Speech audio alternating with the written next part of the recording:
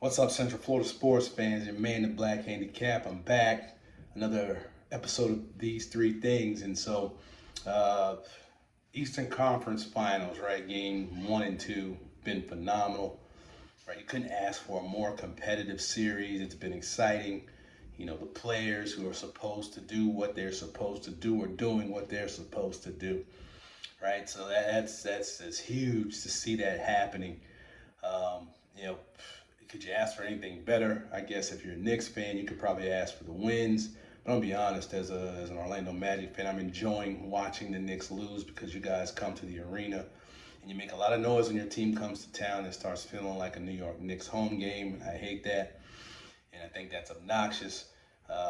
So I'm enjoying watching you lose. At the end of the day, I'm enjoying it. When I'm watching this, from a Magic fan's perspective, I'm thinking to myself, hey man, how far are the Magic away from being able to be on this level, to be competitive, to be a real contender, right?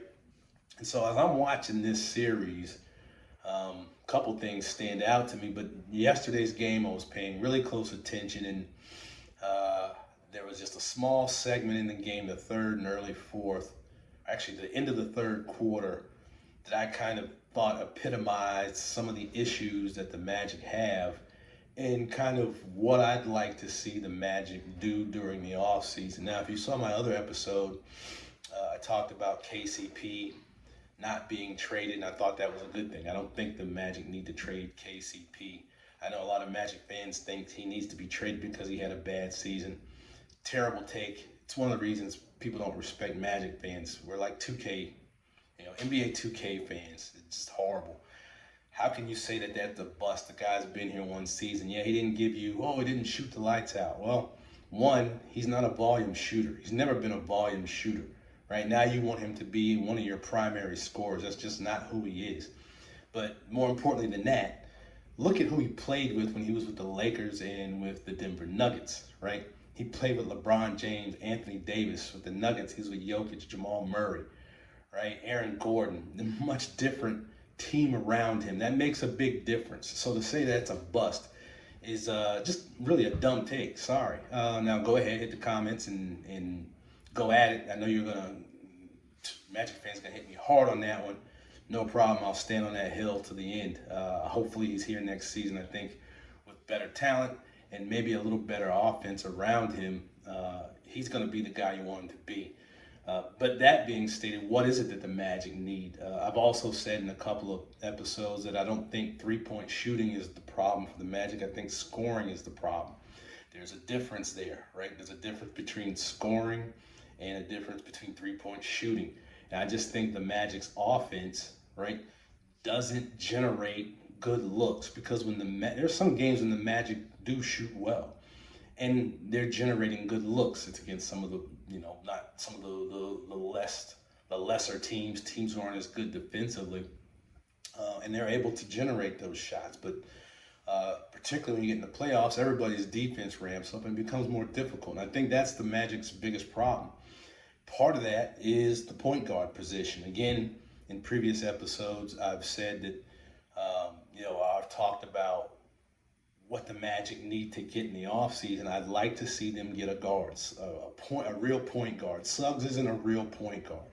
He's a guy they tried to make into a point guard. I don't think that's working. I think he's better at the two, and that's his role. I think he's the Marcus Smart of this team, right? And he's a rough and tumble guy. He's an effort guy. He's playing out of position somewhat. I think if you put him in that two role, he's going to fare much better and the team's going to benefit. And I think he's going to benefit, right? Him having to try and handle the ball, run the offense, just not what he does. So I would love to see the Magic get a point guard during the offseason. And then one other thing that I spoke about during the previous podcast episode was Jeff Weltman and Jamal Mosley, actually, the question about finding, offensive assistant or adding some offensive coaches to the staff to help shore up the offense. I think this is a great idea because I think that is a big weakness. And I'm not sure that they're generating the kind of shots that they need. And maybe they are, it's just the team's not mature enough or experienced enough to run the offense. And that's my last thing too, is I think part of the issue is this team is just young, right? This is Magic are running a read and react style of offense. If you listen to Jokic, he talked about this. He said it took the Nuggets years to understand how to run it efficiently. You're talking about a Magic team whose core has only been together for 2-3 years. So I think inexperience is a part of this as well. But today's 3 things are actually 3 clips that I think demonstrate why these factors play in, why the Magic need a point guard, why the Magic need to look at bringing in some offensive help in terms of coaching, and thirdly, the Magic are just an inexperienced team, and part of their problem is the fact that and that's why they're struggling on offense, is just they're not experienced enough to run the offense as efficiently as it needs to be. So let's start off with our first clip here. This is, like I said, we've got 3 clips that are all in the end of the third quarter. This first one, we've got Halliburton bringing the ball up. You've got Pascal Siakam here up at the top of the key. He's getting ready to make a cut. And then down at the bottom of the screen, we've got Nesmith, right? And the first thing you notice about Nesmith is he's got the mismatch. He's got Brunson on him, so that's an automatic mismatch that we definitely, right? If you're a Pacers fan, you want to take advantage of that, right? So now, also looking at this setup, you want to look at, again, I'm looking at this from a Magic perspective. How do we fit into this situation, right? And so you look at this, Pascal Siakam, right? He's Paolo Banchero, right? Though I think Paolo Banchero may be a better player than he is in the long run, but they both play power forward. They both have a similar skill sets, right? And then Nesmith, let's say that's Franz, right? You put Franz in that position. Again, I think Franz is just as good, if not better, than Nesmith. And then at the point guard position, you've got Suggs, or you've got Cujo at the end of the season. Or from my perspective, this is where you go find that guy who can score off the dribble and your point guard of the future. But either way, let's watch what happens here, right? So Siakam makes his cut across, and then when we look at this, right, he draws, he's got Bridges on him.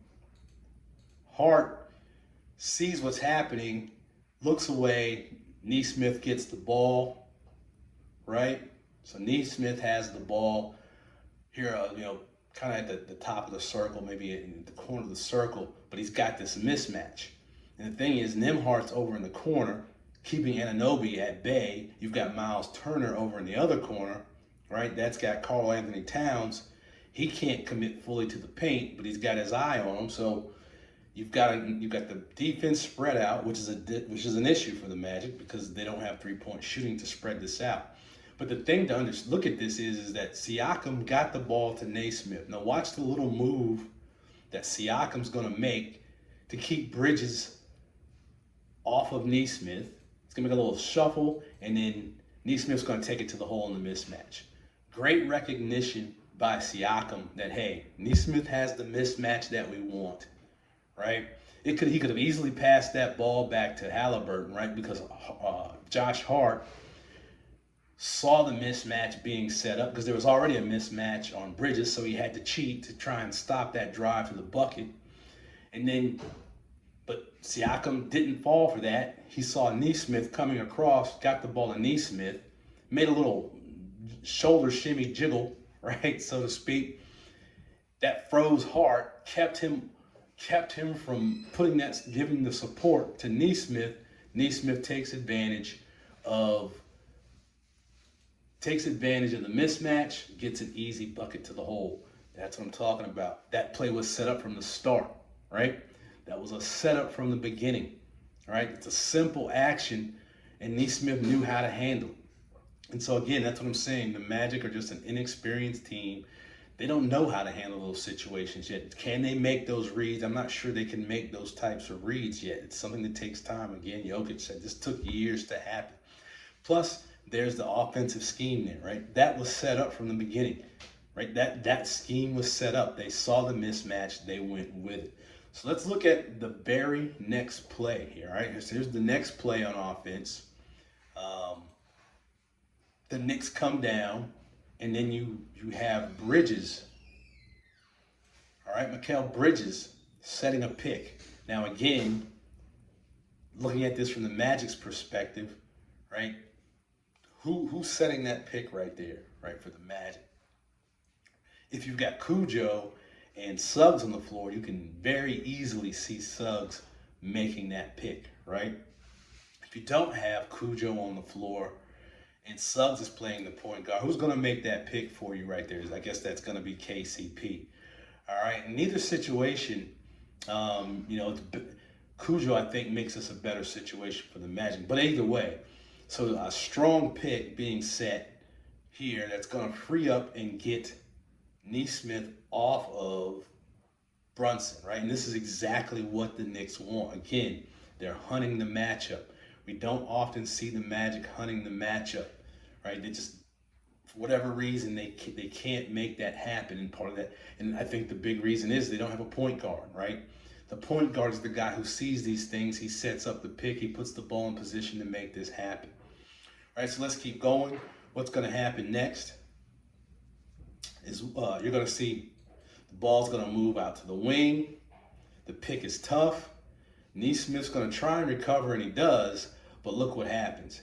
He makes a bad. Halliburton makes a bad decision, doesn't drop off, and he double teams Brunson, which leaves Mikal Bridges wide open in the paint. And watch what happens here. Catch, turn, shoot, boom. Easy mid-range 2-point bucket. And so again, we have here you've got a scheme that's drawn up to your benefit, right? Because even if Halliburton drops off of that and tries to cover Bridges, it's a mismatch, right? They set a great pick, which created the mismatch that they wanted. Nesmith was able to recover, but even if Halliburton had made the right play, he still would have been at disadvantage in the paint because Bridges probably would have posted him and turned and shot on him either way, right? So, and then there's the third thing. Is there a Magic player who could make that pass into the paint? Go back and look at the Magic. The Magic have been awful on entry passes into the post. It's just not something they do well, and it hurts them offensively. Again, Cujo seemed to be a little better at that, but at the same time, the Magic just don't seem to run a lot of plays like now. Let's move on to the third clip. Again, here we've got Halliburton bringing the ball up. We've got Siakam running the floor. Again, let's kind of translate this into what would be happening right now if the Magic were running this, right? So often, right, Siakam, in our case, is going to be Paolo Banchero. So many times, Paolo brings the ball up, right? And so that kind of hampers the offense because he's bringing the ball up and it's so slow. The defense sets up. They're ready to double or triple team him because they can do that. The ball's not moving quick enough. Here we have Halliburton bringing the ball up with some pace. So the ball's coming up. Now watch what's going to happen. Siakam's on the move, works down into the paint. Josh Hart, boom. Now, first off, look at where Halliburton's looking. Halliburton's looking at Siakam. Why? Because he recognizes the mismatch. He knows Josh Hart right now is barbecue chicken, right? There's nothing Josh Hart can do to stop Siakam. So understanding and recognizing that, Siakam draws him down into the paint. Now he's going to come back up so he can post him up, right? Now, there's something else that you want to look at here. Miles Turner. Look at what Miles Turner does. He recognizes this mismatch. He knows where the ball needs to go. He just, top of the circle, he just kind of stops and squats down. What happens? Because Karl Anthony Towns is the last guy up the floor, right? He just basically sets a pick. And so, side note, Stephen A. Smith was all over Thibodeau for not playing Karl Anthony Towns down the stretch. Here's why, all right? You're a clown, Stephen A. You're just in it for the clicks and the algorithm. Because anybody who's watching the game realizes Karl Anthony Towns has always been that guy who disappears in the clutch. Let's go back to game one. You know, nobody talks about it because Brunson shot an air ball, but Karl Anthony Towns basically shot an air ball. It was a terrible shot in that last game that went off, barely nicked the rim. So I think Thibodeau's making the decision because he knows that same reason Karl Anthony Towns is playing for the Knicks and not for the Minnesota Timberwolves. So that's just a side point because I hear people coming all over Tibbs and this whole, why isn't Karl Anthony Towns playing? This is why. He just isn't. He doesn't make the plays. You got to make plays. That's what Indianapolis did, right? I mean, that's what Indiana Pacers did. They make plays. So let's go ahead and watch how this plays out, right? Miles Turner made a play here, right? A simple play. Let me just sit down and keep Karl Anthony Towns out of the paint. Boom. Siakam makes the catch. Boom. Takes Hart to the hole and one. Easy bucket. All right. So there you go, Magic fans. That's pretty much it, right? Those three clips kind of exemplify what I think some of the Magic weaknesses are, right? Part of this is the fact you're running read and react. You got to know what to read, right? In these situations, you're seeing the Pacers and the Knicks both recognizing mismatches early on in the possession and setting them up and taking advantage of those, right? Inexperience, unless you're an experienced team, you're not going to really understand, not going to see those fast enough. Two, you got a point guard. In each case, we saw the point guard was in charge of the play, right? And then that he got the ball into the position it needed to be in order to take advantage of the situation, right? And then lastly, you got a scheme that sets it up so that you can be successful, right?